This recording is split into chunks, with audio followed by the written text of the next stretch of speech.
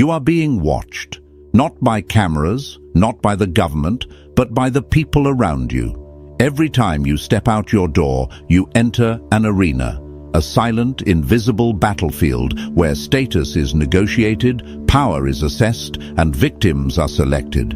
And the terrifying truth? You have been painting a target on your own back. You walk through the world thinking that transparency is a virtue.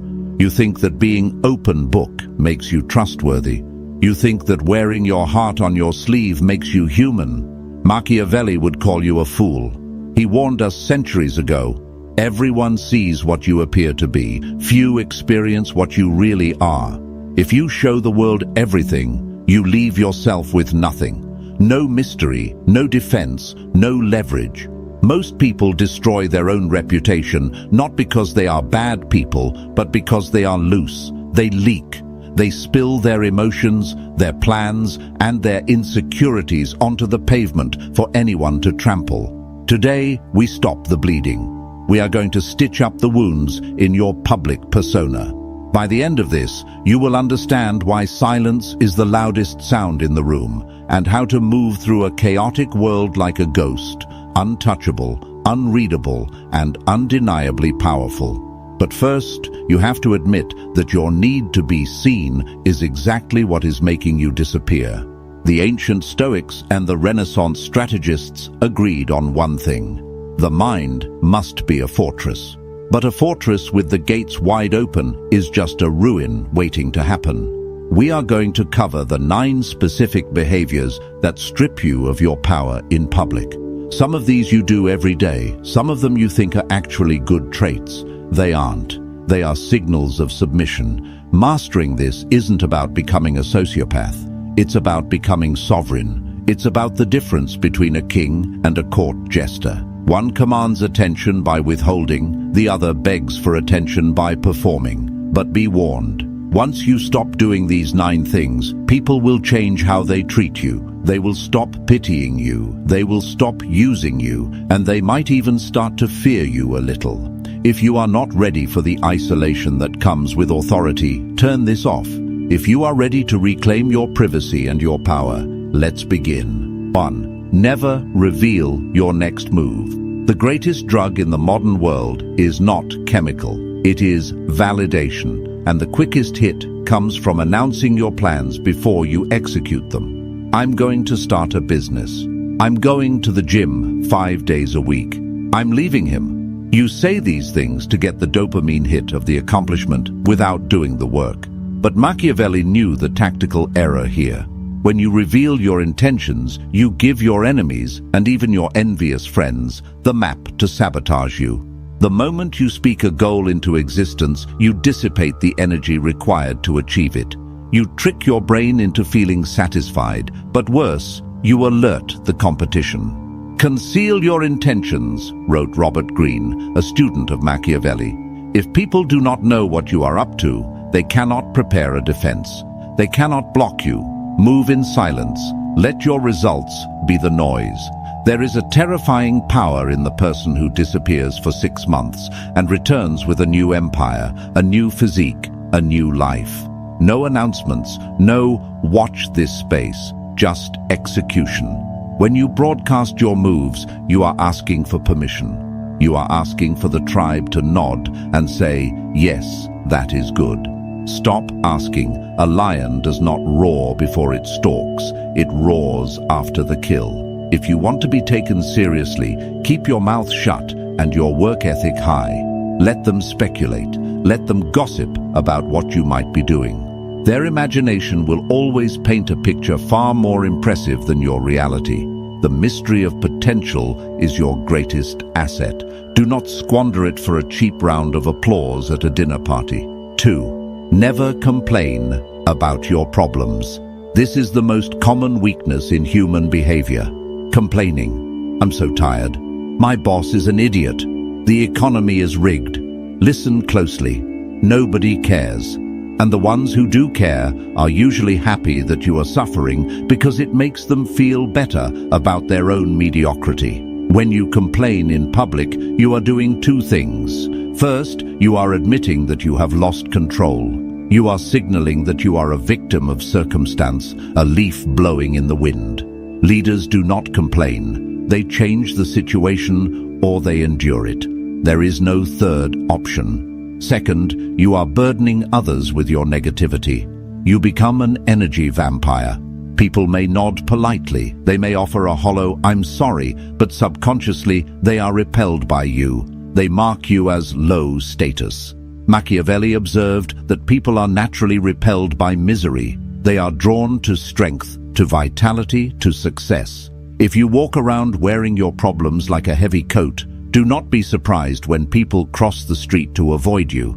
This doesn't mean you suppress your emotions until you explode. It means you choose your counsel wisely. Vent to a therapist. Vent to a trusted mentor. Do not vent to the public. Do not vent to your co-workers. To the world, you must appear to have it together. Even if your life is burning down, your public face should be cool, calm, and collected. This is what the Italians call sprezzatura, a studied carelessness, the art of making the difficult look easy. If you are suffering, suffer with dignity. There is a profound respect given to the man or woman who carries a heavy load without buckling and without screaming. Become the person who, when asked, "How are things?" simply smiles and says, "Moving forward." 3. Never lose your temper. Anger is an emotion. Aggression is a tool. There is a difference. When you lose your temper in public, screaming at a waiter, snapping at a partner, engaging in road rage, you are not showing strength. You are showing that you are easily manipulated. If a stranger can hijack your nervous system and turn you into a screaming child just by cutting you off in traffic, you are not free. You are a slave to your impulses. Machiavelli advised that a prince should be feared, yes, but never hated. And nothing generates contempt faster than a lack of emotional regulation. A man who cannot control himself cannot control a kingdom. When you explode, you reveal your triggers. You show the world exactly where your buttons are. A smart enemy will file that information away and use it to destroy you later. They will know exactly what to say to make you look unhinged, irrational, and dangerous. Silence is always more intimidating than screaming. Imagine a boss who screams when he is angry.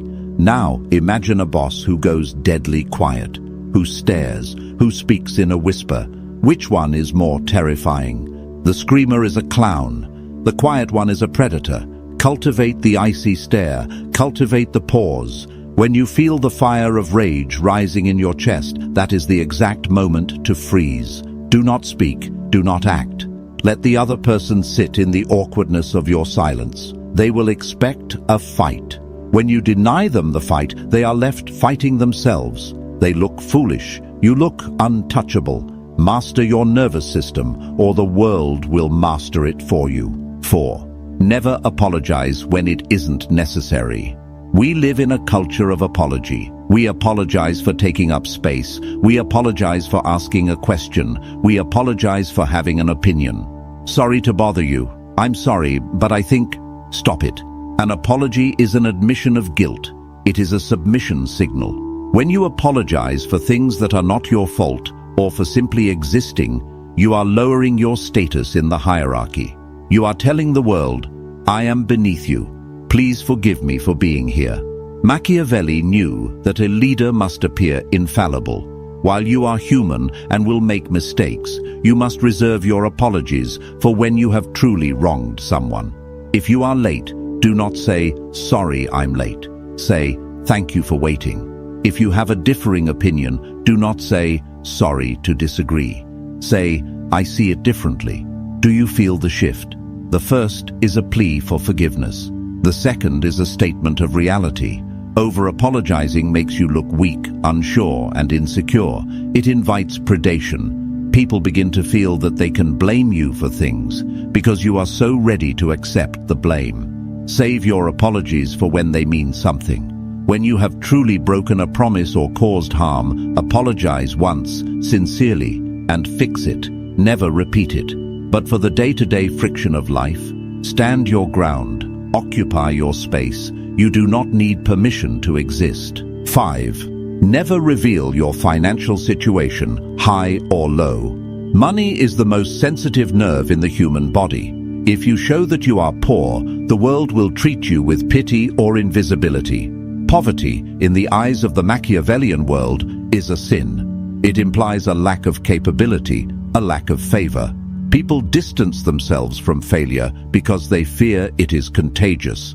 If you show that you are rich, you invite envy, and envy is the most dangerous emotion of all. It is the emotion that makes a friend hold a knife behind their back. There is no vice that so covers a man with shame as to be found wanting, but there is no danger greater than outshining the master. If you flash your wealth, the watches, the cars, the receipts, you are not impressing people. You are humiliating them. You are reminding them of what they do not have, and eventually they will hate you for it. They will try to take it from you, either through theft, lawsuits, or social destruction. True wealth whispers. It is found in the quality of the fabric, not the size of the logo. Keep your finances a black box. Let them guess. If you are struggling, look clean, sharp, and organized. Do not look poor. Look like you are in a temporary tactical retreat. If you are winning, look comfortable. Do not look like a lottery winner. The goal is to be financially ambiguous. You want people to assume you are doing well, but never know exactly how well. This protects you from the parasites who want a loan and the predators who want your spot. Your bank account is a weapon. Keep it holstered until you need to use it. 6. Never gossip or talk badly about others. Great minds discuss ideas. Average minds discuss events. Small minds discuss people. Gossip is the currency of the weak. It is a bonding mechanism for people who have nothing of value to offer. When you gossip, you may feel like you are building a connection with the listener, but you are actually destroying your own reputation. Think about it.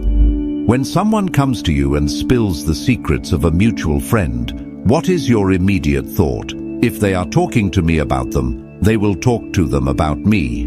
You immediately distrust the gossiper. Machiavelli warned that a prince must avoid being hated or despised.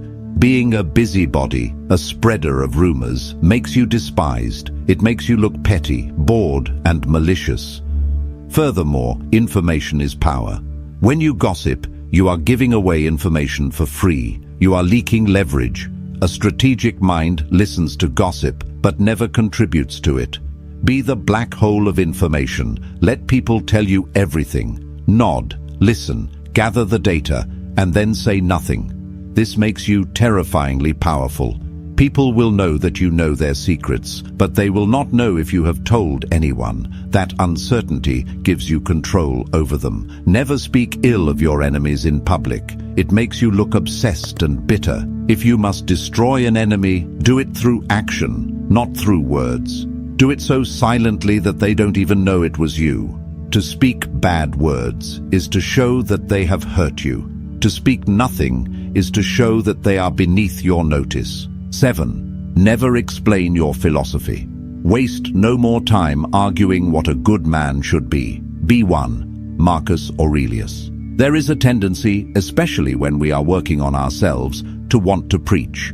We find a new diet, a new religion, a new political stance, or a new philosophy like Stoicism or Machiavellianism, and we want to tell everyone at the dinner table. We want to convert them. We want to prove we are right. Do not do this. First, it is annoying. Nobody wants to be lectured. Second, and more importantly, it makes you a hypocrite. The moment you announce your moral code, I never lie. I always wake up at 5 a.m. I am a vegan. The world will watch you like a hawk, waiting for you to slip. And you will slip. And when you do, they will point and laugh and call you a fraud. By verbalizing your standards, you create a trap for yourself. You give people a yardstick to beat you with. Machiavelli advises to appear religious, faithful, and humane, but to be flexible in reality. If you rigidly announce your code, you lose your flexibility. Live your philosophy. Embody it. Let people ask, why are you so calm? Why are you so disciplined? Then and only then do you give them a glimpse. Your actions should be so loud that your words are unnecessary. The strongest argument for your way of life is your life itself, not your explanation of it. 8. Never seek approval or validation. This is the root of all the other sins, the deep gnawing hunger to be told, "Good boy, good girl." We are trained from childhood to seek the approval of authority figures, parents, teachers, bosses, gods. We perform tricks for treats. But if you want to be a sovereign adult, you must kill this instinct. When you seek approval in public, by fishing for compliments, by checking to see if people are laughing at your jokes, by changing your opinion to match the group, you are handing over your leash. You are saying, "My self-worth is in your hands. Please be gentle." Machiavelli knew that the prince must be self-contained. He listens to advisors, yes, but the final decision is his alone. He does not look to the court for permission. When you stop trying to impress people, a strange thing happens. They start trying to impress you. Validation is a dynamic of high status and low status. The person engaging in the behavior is low status. The person judging the behavior is high status. When you ask for approval, you are permanently assigning yourself the lower rank. The only validation that matters is the reflection in the mirror. Did you stick to your code? Did you execute your plan? Did you control your mind? If the answer is yes, the applause of the crowd is irrelevant. If the answer is no, the applause of the crowd is a lie. Become immune to praise and criticism alike. They are two sides of the same coin. Manipulation. If you can be lifted by a compliment, you can be destroyed by an insult. Reject both. 9. Never reveal your vulnerability or shadow. Modern psychology tells you to be vulnerable, to share your trauma, to cry in public. They call it bravery. Machiavelli would call it suicide. There is a time and place for vulnerability. It is in the private sanctuary of your home, with people who have earned